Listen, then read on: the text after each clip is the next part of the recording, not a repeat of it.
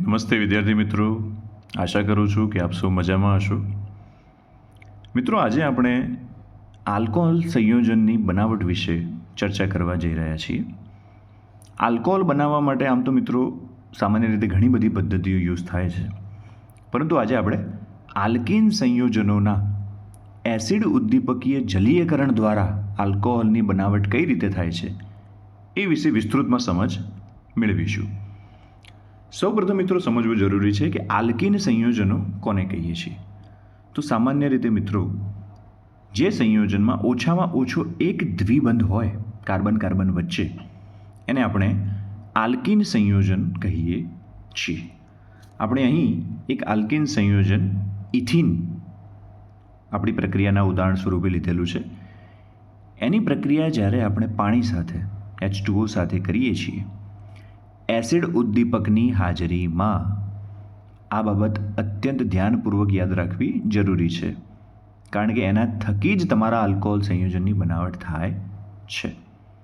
તો એની પ્રક્રિયા જ્યારે H2O સાથે થાય છે ત્યારે આપણને આલ્કોહોલ પ્રાપ્ત થાય છે. કઈ રીતે? તો આપણે જાણીએ છીએ મિત્રો કે H2O જે છે એમાં સામાન્ય પ્રમાણે બે ઘટકો રહેલા છે, H+ અને OH-. H+ જે છે આ બંને પૈકી કોઈ પણ એક કાર્બન સાથે જોડાય છે. ફોર એક્ઝામ્પલ, ડાબી બાજુના કાર્બન સાથે જોડાય છે તો એ બનશે CH3, અને OH- જે છે એ અન્ય કાર્બન સાથે જોડાઈ અને CH2OH એટલે કે CH3CH2OH અથવા જેને આપણે C2H5OH પણ કહીએ છીએ, એટલે કે ઇથેનોલ આલ્કોહોલનું નિર્માણ થાય છે. આ થઈ મિત્રો સંમિત આલ્કીનની વાત. સંમિત આલ્કીન કોને કહેવાય મિત્રો? તો દ્વિબંધની બંને બાજુએ સમાન સંખ્યામાં કાર્બન પરમાણુ સમૂહ આવેલા હોય, જેને આપણે સંમિત આલ્કીન કહીએ છીએ. પરંતુ જો સંમિત આલ્કીન ન હોય અને એના સ્થાને અસંમિત આલ્કીન હોય તો એમાં પ્રક્રિયા કઈ રીતે થાય છે? કારણ કે ત્યારે પ્રશ્ન ઉદ્ભવે છે, કન્ફ્યુઝન થાય છે કે કયા કાર્બન સાથે H+ જોડવો, કયા કાર્બન સાથે OH- જોડવો. તો આ કન્ફ્યુઝન દૂર કરવા માટે મિત્રો આપણે હંમેશા યાદ રાખીશું કે જ્યારે પણ અસંમિત આલ્કીનની આ પ્રકારની પ્રક્રિયા કરવાની હોય ત્યારે આપણે માર્કોવ-નિકોવના નિયમને અનુસરીએ છીએ. શું કહે છે મિત્રો માર્કોવ-નિકોવનો નિયમ? કે જ્યારે તમારો પ્રક્રિયા કરે છે ત્યારે એમાં રહેલો ન્યુક્લિયોફાઇલ, આમાં છે OH-, એ દ્વિબંધ ધરાવતા એવા કાર્બન પરમાણુ સાથે જોડાય છે જેની પાસે હાઇડ્રોજન પરમાણુની સંખ્યા ઓછી હોય છે. અહીંયા આ બંને કાર્બન પરમાણુ વચ્ચે દ્વિબંધ છે, પરંતુ ઓછા હાઇડ્રોજન કોની જોડે છે? તો વચ્ચેના કાર્બન જોડે. તો અહીંયા તમારો H2Oમાંથી OH- જોડાશે, જ્યારે છેલ્લા કાર્બન પરમાણુ ઉપર હાઇડ્રોજન પરમાણુ દાખલ થશે. પરિણામે આપણને પ્રોપેન 2-ઓલ પ્રકારનું આલ્કોહોલ સંયોજન પ્રાપ્ત થતું જોવા મળે છે. આ બાબત મિત્રો કારણ આધારિત પ્રશ્નોમાં પણ પૂછાઈ શકે છે, તો આ વસ્તુ યાદ રાખવી જરૂરી છે કે જ્યારે અસંમિત આલ્કીન હોય ત્યારે આપણે ચોક્કસપણે માર્કોવ-નિકોવના નિયમને અનુસરીએ છીએ. હવે મિત્રો, આ તો થઈ સીધી અને સરળ સમજ, પરંતુ આની ક્રિયાવિધિ તબક્કાવાર કઈ રીતે આ પ્રક્રિયા ઉદ્ભવે છે એ સમજવી અત્યંત જરૂરી છે. તે માટે મિત્રો આપણે જોઈએ છીએ, પ્રથમ તબક્કાના અંદર આપણો જે પાણીનો જે અણુ છે એની એસિડ ઉદ્દીપક સાથે પ્રક્રિયા થાય છે, એટલે કે H+ એમાં ઉમેરાય છે, જેના કારણે મિત્રો આપણે જોઈ શકીએ છીએ કે H+ એડ થવાના કારણે, કારણ કે H+ પાસે પોતાના તો કોઈ ઇલેક્ટ્રોન છે નહીં, ઇલેક્ટ્રોન ગુમાવેલા છે એણે, તો ઓક્સિજન પરમાણુ જે છે એ પોતાના ઇલેક્ટ્રોન એને આપી એના સાથે બંધ બનાવવાનો પ્રયત્ન કરશે. પરિણામે ઓક્સિજન પ્લસ થશે, કારણ કે એને ઇલેક્ટ્રોન ગુમાવ્યા બંધ બનાવવા માટે પોતાના ઇલેક્ટ્રોન આપ્યા છે. તો પરિણામે H3O+ હાઇડ્રોનિયમ આયનનું નિર્માણ થતું જોવા મળે છે. હવે આ જે હાઇડ્રોનિયમ આયન છે એની પ્રક્રિયા આપણા આલ્કીન સાથે થાય છે. તો એ દરમિયાન મિત્રો શું થાય છે એ ધ્યાનપૂર્વક સમજવા જેવું છે. હવે આલ્કીનની પ્રક્રિયા જ્યારે H3O+ આયન સાથે થાય છે ત્યારે આપણે જાણીએ છીએ કે આ જે દ્વિબંધ છે એ તૂટશે અને H3O+ માંથી એક હાઇડ્રોજન પરમાણુ બંને પૈકી કોઈ પણ એક કાર્બન સાથે જોડાશે. તો અહીં મિત્રો શું થાય છે, હાઇડ્રોજનનો ગુણધર્મ આપણે જાણીએ છીએ કે એ હંમેશા ઇલેક્ટ્રોન દાન કરી દેશે.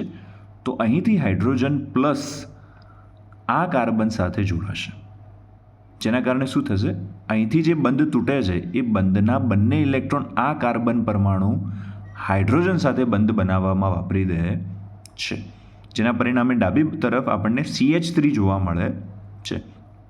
બંધ તૂટવાના કારણે આ કાર્બને તો પોતાના બંને ઇલેક્ટ્રોન આ કાર્બનને આપી દીધા, તો પરિણામે અહીંયા ઇલેક્ટ્રોનની ઉણપ સર્જાય છે. ઇલેક્ટ્રોનનું દાન કરેલું હોવાના કારણે અહીંયા આપણને કાર્બોકેટાયનની રચના થતી જોવા મળે છે.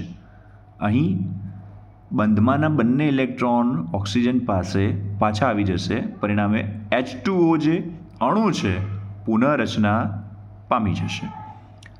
ત્યારબાદ આપણે સ્ટેપ 2 જોઈશું. સ્ટેપ 2ના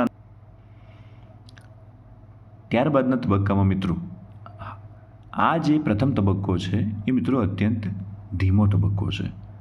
ત્યારબાદના બીજા તબક્કામાં આ જે કાર્બોકેટાયન રચાયો છે, આ કાર્બોકેટાયનની પ્રક્રિયા પુનઃ પાણીના અણુ સાથે થતી જોવા મળે છે. હવે મિત્રો આપણે જાણીએ છીએ કે કાર્બોકેટાયન જે છે એ ઇલેક્ટ્રોનની ઉણપ ધરાવે છે, મતલબ કે એને ઇલેક્ટ્રોનની ઉણપ પૂરી કરવા માટે આસપાસ એવા ઘટકની જરૂર છે જ્યાંથી એને ઇલેક્ટ્રોન મળી શકે.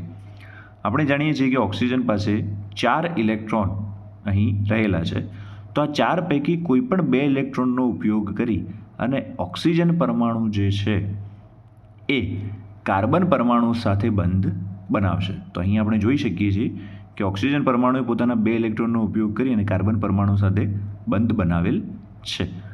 હવે કાર્બનને પોતાના ઇલેક્ટ્રોન મળી ચૂક્યા છે, પરંતુ ઓક્સિજને પોતાના ઇલેક્ટ્રોન આપ્યા છે, દાન કર્યા છે, તો અહીં પ્લસ ચાર્જ આપણને જોવા મળે છે. આ જે સંયોજન રચાય છે મિત્રો, એને આપણે પ્રોટોનેટેડ આલ્કોહોલ કહીએ છીએ. આ મિત્રો યાદ રાખવું જરૂરી છે, પૂછાઈ શકે છે કે પ્રોટોનેટેડ આલ્કોહોલ એટલે શું. તો આ જે સંયોજન રચાય છે મિત્રો, એના અંદર જે OH સમૂહ છે એના સાથે આપણને એક હાઇડ્રોજન હજુ જોવા મળે છે અને પ્લસ ચાર્જ છે, તો એને આપણે પ્રોટોનેટેડ આલ્કોહોલ કહીએ છીએ.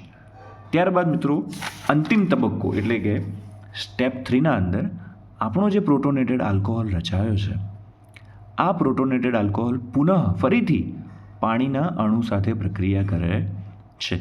હવે મિત્રો આને આલ્કોહોલ બનતા કોણ રોકી રહ્યું છે આપણે જોઈએ તો OH સાથે એક હાઇડ્રોજન એક્સ્ટ્રા છે અને OHના ઓક્સિજન ઉપર પ્લસ ચાર્જ છે. જો આ પ્લસ ચાર્જને અહીંથી તટસ્થ કરવામાં આવે અને એક હાઇડ્રોજનને રિમૂવ કરી દેવામાં આવે તો આપણને સરળતાથી આલ્કોહોલ સંયોજન પ્રાપ્ત થઈ જશે. અને એ જ મિત્રો થાય છે. આ જે H2O અણુ છે એની સાથે આ હાઇડ્રોજન અહીંથી મુક્ત થઈ પોતાના ઇલેક્ટ્રોન આ ઓક્સિજનને દાન કરી H+ રિમૂવ થઈ અને આ ઓક્સિજન સાથે બંધ બનાવી લે છે. પરિણામે H3O+ હાઇડ્રોનિયમ આયન ફરીથી નિર્માણ પામી જાય છે. જ્યારે આ બંને ઇલેક્ટ્રોન ઓક્સિજન સ્વીકારી લે છે, પરિણામે ઓક્સિજન પોતાના મૂળભૂત OH સ્વરૂપમાં પાછો આવી જાય છે અને અહીં મિત્રો આલ્કોહોલની રચના થાય છે. તો આમ મિત્રો આપણે આલ્કિનની મદદથી એસિડ ઉદ્દીપકની હાજરીમાં જલીયકરણ પ્રક્રિયા દ્વારા આલ્કોહોલનું નિર્માણ કરી શકીએ છીએ. આ સેમ પ્રોસેસ સંમિત અને અસંમિત બંનેના અંદર સમાન રહેશે. ફક્ત એવા કાર્બન પરમાણુ ઉપર OHની પ્રક્રિયા થશે કે જેમાં હાઇડ્રોજન ઓછા હોય, બાકીની તમામ પ્રોસેસ સેમ રહેશે. તો આશા રાખું છું કે આપને આ માહિતી યોગ્ય લાગી હશે. આપનો ખૂબ ખૂબ આભાર. Thank you.